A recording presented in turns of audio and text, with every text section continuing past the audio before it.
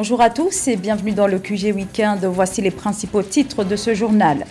La course au parrainage est officiellement ouverte au Sénégal, une étape clé du processus électoral avant l'élection présidentielle prévue en février 2024. L'avant-projet de code de procédure administrative est adopté par le gouvernement togolais. Le texte qui vise notamment à la modernisation de la justice devra être présenté au Parlement pour son adoption définitive. Œuvrer davantage en faveur de la transition vers les énergies renouvelables. Volonté affichée par la Tunisie qui annonce la construction prochaine d'une centrale solaire photovoltaïque. Sylvia Bongo, officiellement inculpée au Gabon, l'épouse du président déchu Ali Bongo Ondimba, ex-première dame du Gabon, est officiellement accusée de blanchiment de capitaux, recel, faux et usage de faux. Elle aurait été entendue ce jeudi 28 septembre 2023 par un juge d'instruction pour précisément détournement massif de deniers publics et falsification de la signature du président de la République. Elle serait actuellement en résidence surveillée, tandis que son fils, Nordine Bongo, le fils du couple, est inculpé et incarcéré notamment pour corruption et détournement de fonds publics avec plusieurs anciens membres du cabinet présidentiel et 2 anciens ministres. Étape incontournable avant l'élection prévue en février 2024 au Sénégal. La campagne de collecte des parrainages est ouverte depuis ce mercredi. Elle va durer 2 mois, le temps pour les candidats d'obtenir l'appui d'au moins 0,6% du fichier électoral ou alors de recueillir assez de parrainages d'élus, soit 13 députés ou 120 maires et présidents de conseil départemental. Aménedji. La course au parrainage, officiellement lancée au Sénégal, annonce les couleurs de la présidentielle de février 2024. Ouverte mercredi 27 septembre, la campagne de parrainage est prévue durer 2 mois. Objectif, permettre aux 115 candidats officiellement déclarés d'acquérir le soutien d'au moins 0,6% du corps électoral contre 0,8% auparavant, ou bien recueillir le soutien de 13 députés et 120 maires de conseils départementaux. Selon les autorités, le système de parrainage devrait permettre de réduire via un tri les candidatures fantaisistes. Pour recueillir les 0,6% de l'électorat et pour avoir le parrainage des maires, ça risquera d'être un peu compliqué. Surtout que l'on se rappelle qu'au début, avant le discours du 3 juillet du président Macky Sall, l'ensemble des maires avaient été déjà réunis. Donc, il semblerait que, quelque part, ce parrainage risque de poser beaucoup de difficultés en raison justement du caractère éminemment politique de ce parrainage. Dans l'actuel contexte sociopolitique, le parrainage est perçu comme défi pour la majorité sortante, fragilisée depuis 2 ans par des mouvements de contestation. Par ailleurs, la coalition présidentielle Benno Bokk Yakaar a présenté le 9 septembre 2023 l'actuel Premier ministre Amadou Ba comme candidat officiel. Du côté de l'opposition, le parti PASTEF d'Ousmane Sonko a été dissous le 31 juillet 2023, semant un doute sur sa participation à la présidentielle de 2024. Donc ce qui se profile à l'horizon au regard des derniers événements qui ont secoué le pays, ce n'est pas très facile à prévoir, mais tout ce qu'on peut dire est que il y a des risques de tension, en tout cas, des risques de tension politique, de tension sociale, puisque nous avons l'impression que cette campagne ouverte aujourd'hui, en fait la campagne pour le parrainage, risque d'aboutir à une certaine restriction de candidature. Donc il y aura forcément des mécontentements et donc forcément un petit climat de tension. Certaines critiques ont été formulées à l'égard du système des parrainages, affirmant qu'il favorise les candidats déjà établis et limite la participation démocratique. Mais en comparaison, l'opposant Ousmane Sonko, président du PASTEF, avec peu de notoriété au départ, avait réussi à recueillir près de 16% des suffrages en février 2019. À ce scrutin, seules 5 candidatures avaient été validées par le Conseil constitutionnel sur les 27 soumises à son examen. Dans sa volonté de doter le pays d'un code de procédure administrative, le gouvernement togolais adopte un avant-projet de code de procédure qui vise à renforcer le respect des droits des populations dans leurs démarches administratives. Et selon le gouvernement, cet avant-projet s'inscrit notamment dans la dynamique du programme de modernisation de la justice voulu par le gouvernement. Les précisions de Samantha Saberou-Saboubanga. Au Togo, le gouvernement a examiné et adopté en Conseil des ministres mercredi 27 septembre 2023 l'avant-projet de loi portant code de procédure administrative. Ce nouveau texte, qui devrait être soumis à l'Assemblée nationale dans les prochains mois, est un gage du respect des droits des citoyens dans leur rapport avec l'administration. Il constitue un outil indispensable pour le contrôle de légalité des actes des administrations nationales et des collectivités territoriales. Bon, ce n'est qu'une loi, une loi de plus qui vient s'accumuler sur le bureau de l'Assemblée nationale. Et quand même ces lois sont promulguées après, ça ne reste que des textes malheureusement.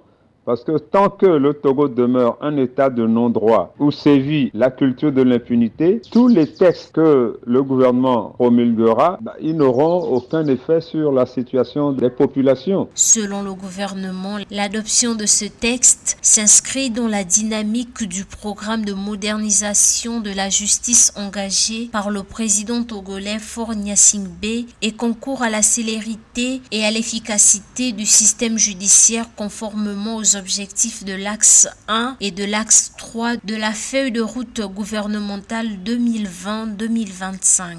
Donc ça ne fait qu'une loi en plus qui ne servira à rien du tout concrètement parce que notre administration est si corrompue que ce n'est pas une affaire de texte parce que l'État est corrompu, le pouvoir est corrompu. Donc faire des textes qui concernent les petits fonctionnaires et puis les citoyens, ça ne donnera rien. Nous connaissons notre pays, il y a eu tant de textes qui ne servent à rien que ça ne fera qu'un texte de plus. Afin de protéger davantage ces populations, le gouvernement togolais avait, le 30 octobre 2019, adopté une nouvelle loi portant organisation judiciaire qui abroge l'ordonnance du 7 septembre 1978. En appui à l'ancien, le nouveau texte marque une avancée importante pour la République togolaise, car elle témoigne la volonté du Togo de renforcer l'état de droit et de garantir le respect des droits des citoyens. Signature en Tunisie d'une convention de financement pour la construction d'une centrale solaire photovoltaïque à Kairouan, au nord du pays, afin de renforcer les capacités énergétiques. Le coût de construction est estimé à près de 80 millions de dollars. Le démarrage des travaux devrait se faire prochainement. L'entrée en production, elle, est prévue pour le 4e trimestre 2024. Marie-Raphaël Antolo. En Tunisie, une convention pour la construction d'une centrale solaire photovoltaïque à Kairouan d'une capacité de 100 MW a été signée le mardi 26 septembre 2023 entre le ministère de l'Industrie, de l'Énergie et des Mines, la structure émirate Amea Power et la Banque africaine de développement. Selon le Premier ministre Ahmed Achani, ce projet vise à diversifier les sources d'énergie et à recourir de plus en plus aux énergies renouvelables en plus d'acquérir la maîtrise des technologie de l'énergie solaire pour assurer une transition énergétique du pays en douceur au cours des prochaines années. Les travaux de construction de cette centrale estimée à 80 millions de dollars devraient démarrer d'ici un mois et la centrale électrique devrait entrer en service au 4e trimestre 2024. On sait aujourd'hui que le projet dont on parle à Kairouan est le premier d'une série d'autres projets.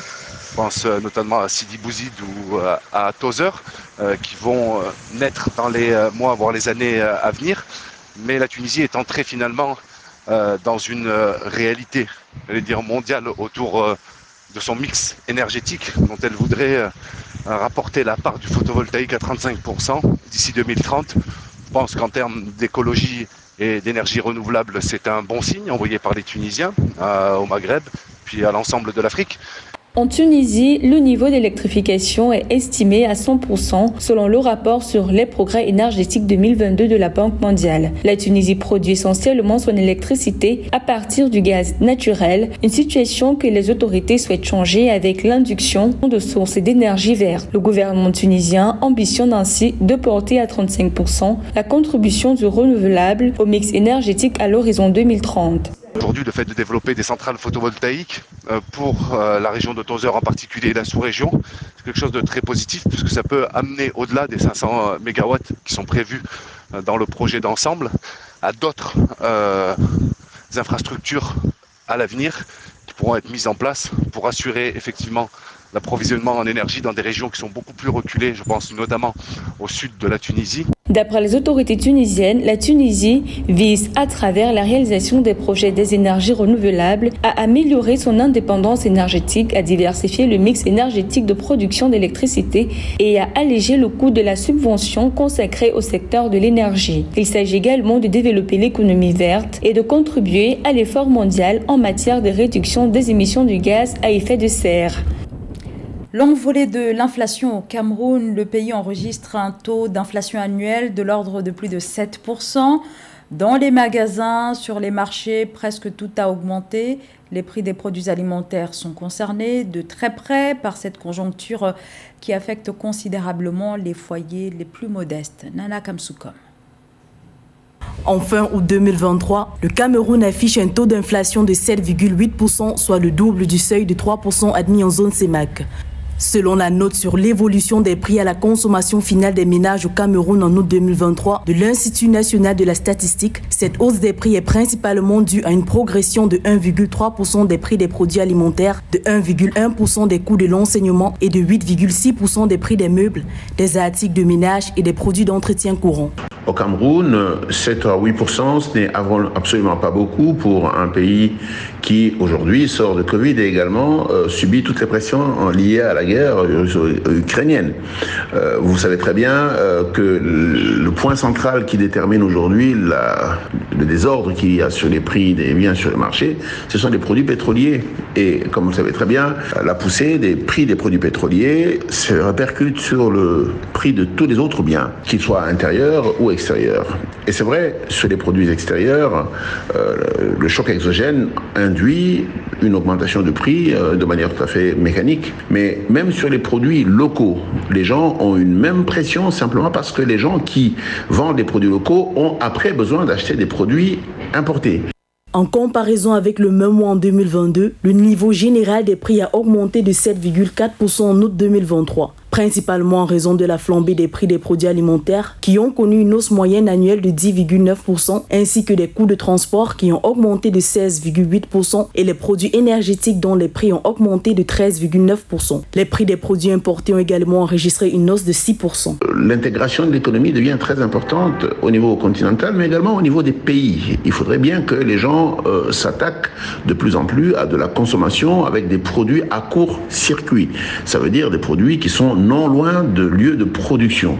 Et ça, c'est un grand paradigme que l'Afrique et des pays comme le Cameroun devraient apprendre après les deux chocs exogènes que nous avons eus. Le premier est celui de Covid, le deuxième qui est celui de la guerre russo-ukrainienne. Je pense aussi que cette période définit une nouvelle économie, une nouvelle approche de ce qu'on appelle les politiques publiques. Et il faut y travailler. Mais entre deux, il ne faut pas dramatiser, 7 à 8% d'inflation cumulée annuelle pour un pays comme le Cameroun, ce n'est absolument rien du tout.